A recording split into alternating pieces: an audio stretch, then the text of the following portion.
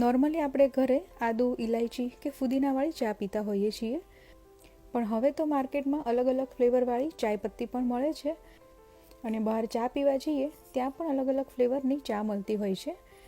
તો આજે આપણે રોઝ ઇલાયચી ફ્લેવરની ચા ઘરે બનાવીશું. એકદમ રિફ્રેશિંગ ફ્લેવર લાગે છે. આ ચાના શોખીન લોકોને આ ચા પીને ખૂબ જ મજા પડશે. તો હું છું Nirali. Welcome to my channel Nirali's food world. તો ચાલો રેસીપી જોઈ લઈએ. તો સૌથી પહેલાં ચા બનાવવા માટે આપણે પાણીને બોઇલ કરવાનું છે. તો 2 કપ ચા બનાવી રહી છું અહીંયા હું. તો હું 1 કપ પાણી ગરમ કરવા મૂકીશ. પાણીને હવે બોઇલ થવા દેવાનું છે. તો આ રીતે પાણી બોઇલ થવાની શરૂઆત થાય એટલે તેમાં 2 ઇલાયચી આ રીતે ક્રશ કરીને ઉમેરી દેવાની છે. હવે તેમાં થોડી ગુલાબની પાંખડીઓ ઉમેરી દેવાની છે. તો આ રીતે 1/4 કપ જેટલી મેં ફ્રેશ ગુલાબની પાંખડીઓ લીધી છે અને હવે મીડિયમ ગેસ ઉપર આ પાંખડીઓને બોઇલ થવા દેવાની છે. હવે તો માર્કેટમાં રોઝ પેટલ્સવાળી ચાય પત્તી પણ મળે છે, તો એ પણ તમે ઉપયોગમાં લઈ શકો છો. પણ જો તમારી પાસે ઘરે ફ્રેશ ગુલાબ હોય તો એનો આ રીતે ઉપયોગ કરી શકાય. તો 1 મિનિટ જેવું મેં પાણીને બોઇલ કરી લીધું છે. હવે તેમાં ચાય પત્તી ઉમેરવાની છે. તો રેગ્યુલર જે આપણે ચા વાપરતા હોઈએ તે જ લીધી છે મેં 1 ચમચી. અને હવે ચાય પત્તી ઉમેર્યા પછી પાણીને 1 મિનિટ જેવું ફરીથી બોઇલ કરી લેવાનું છે.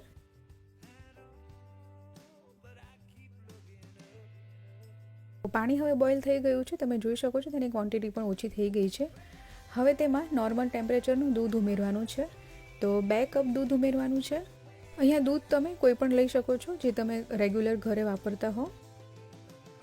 અને હવે મીડિયમ ટુ હાઈ ફ્લેમ ઉપર ચાને સરસ રીતે ઉકાળી લેવાની છે. આ રીતે ચા ઉકળવાની શરૂ થાય એટલે ગેસને ફાસ્ટ કરી દેવાનો છે અને હલાવતા જઈ 2 મિનિટ જેવું ચાને ઉકાળી લેવાની છે.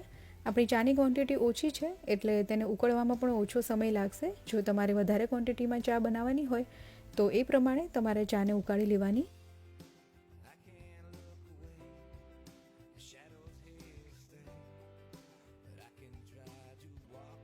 તો 2 મિનિટ મેં ચાને ઉકાળી લીધી છે. ગેસને હવે ધીમો કરી દેવાનો છે. હવે તેમાં ખાંડ ઉમેરવાની છે. તો 1.5 ચમચી જેટલી હું અહીંયા બ્રાઉન શુગર ઉમેરી રહી છું. તમે જે પણ ઘરે રેગ્યુલર ખાંડ વાપરતા હો તે ઉમેરવાની. તમારા ગળા ટેસ્ટ પ્રમાણે તમે તેને વધારે કે ઓછી કરી શકો છો. ખાંડ ઉમેર્યા પછી ફરીથી 1 બોઇલ ચાનું આવવા દેવાનું મીડિયમ ગેસ ઉપર. તો આ રીતે 1 બોઇલ આવી જાય એટલે ગેસને ફરીથી ધીમો કરી દેવાનો છે.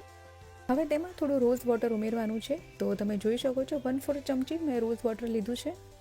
જે ગુલાબની પાંખડીઓ ઉમેરી હતી તેનાથી માઇલ્ડ ફ્લેવર આવશે ચામાં. પણ જો તમારે થોડી વધારે સ્ટ્રોંગ ફ્લેવર જોઈએ તો આ રીતે કોઈ પણ સારી બ્રાન્ડનું રોઝ વોટર હોય તમારી પાસે તે ઉમેરવાનું. રોઝ વોટર ના હોય તો તમે 1 થી 2 ડ્રોપ જેટલું રોઝ એસેન્સ પણ ઉમેરી શકો છો. બસ હવે ગેસ બંધ કરી દઈ ચાને ગાળી લઈ અને સર્વ કરી લેવાની છે. તો એકદમ રિફ્રેશિંગ એવી રોઝ ઇલાયચી ચા બનીને બિલકુલ તૈયાર છે.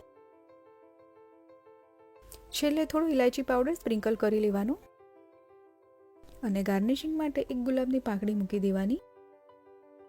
તો કેવી લાગી તમને આજની આ ચાની રેસીપી? કમેન્ટમાં તમારો ફીડબેક ચોક્કસથી જણાવજો અને ચાના શોખીન લોકો હોય તેની સાથે આ વિડીયો ચોક્કસથી શેર કરજો. આવી જ નવી રેસીપીના અપડેટ માટે ચેનલને સબસ્ક્રાઈબ કરી અને બાજુમાં આપેલું બેલ આઇકન પણ પ્રેસ કરી દેવું.